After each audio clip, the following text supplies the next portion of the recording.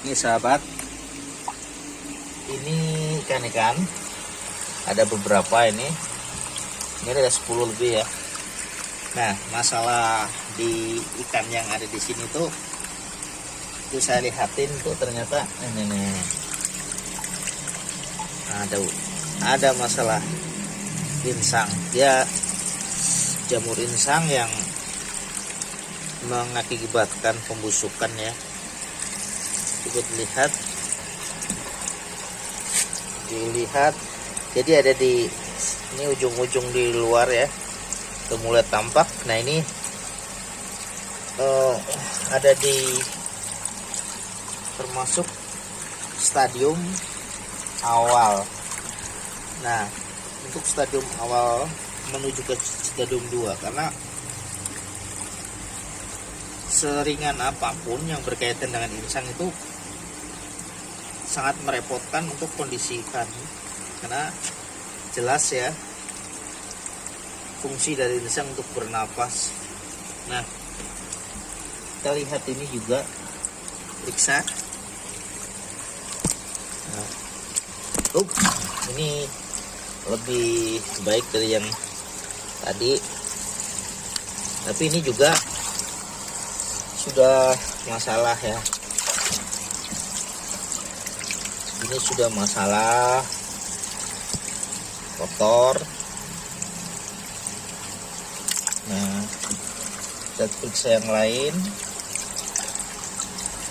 Ini juga tuh ada putih-putih menghitam gitu. Nah putih-putih terus kemudian di beberapa ini ada kayak arsir menghitam, itu tandanya pembusukan insang enggak. Nah jadi seawal apapun, kalau untuk masalah insang itu berat. Ini udah, kita coba lagi periksa yang ini.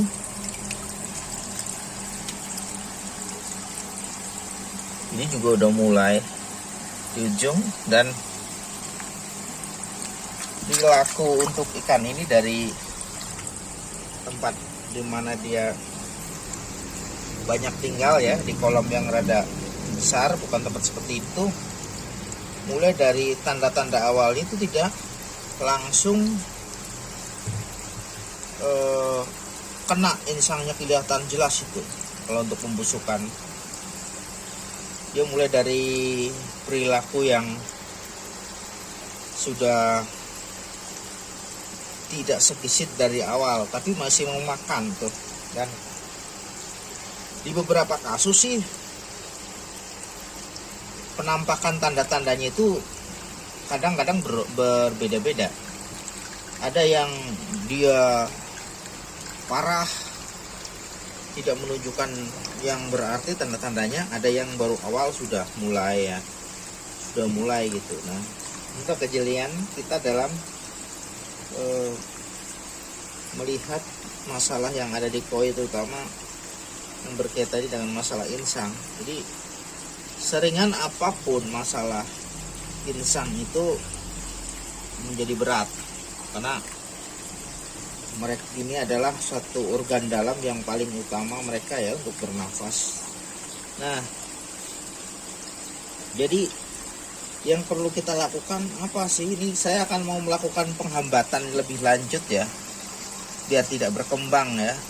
Nah rumusnya adalah semua jamur atau semua mikroba yang ada di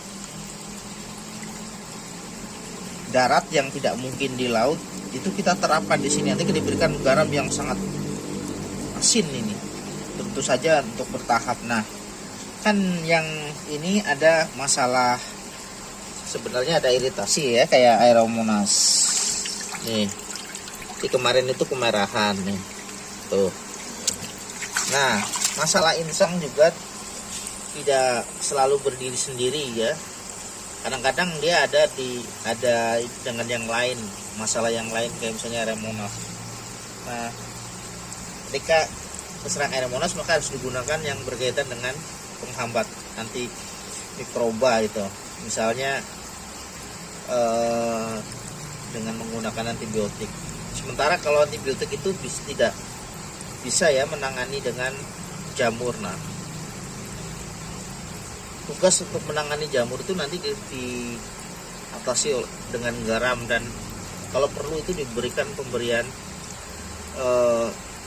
methylene blue ya jika keadaan suhu ya sedang tidak stabil, cenderung menurun, itu harus diberikan methylene blue. Tujuannya untuk ketika terjadi perubahan suhu ya yang semakin menurun, maka ada upaya untuk menghalau kemungkinan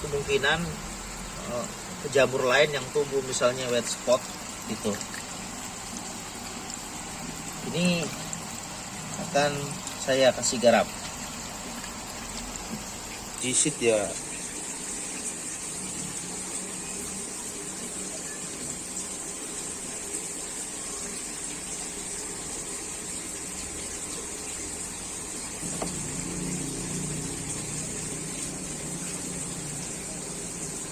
Nah, ini pemberian garamnya kurang lebih setengah kilo ya. Tuh, setengah kilo. Nih, jadi kita berikan garam nih. Untuk kondisi seperti ini bisa setengah kilo ya. Nah, dengan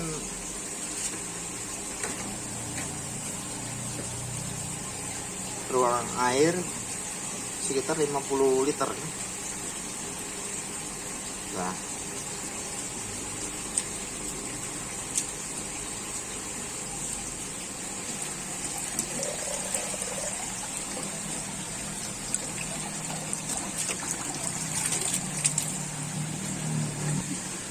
perlu diketahui bahwa diperhatikan ya. Jadi kalau masalah ginsang ini harus cukup oksigen nih, seperti ini harusnya.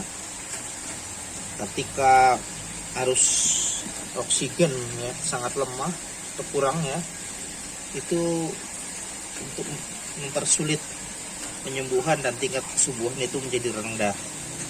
Meskipun kita menanganinya belum terlalu parah, tapi kalau ini oksigennya kurang cukup, itu akan semakin mempersulit penyembuhan, itu menghambat penyembuhan. Nah, nanti ini akan saya berikan juga methylene blue.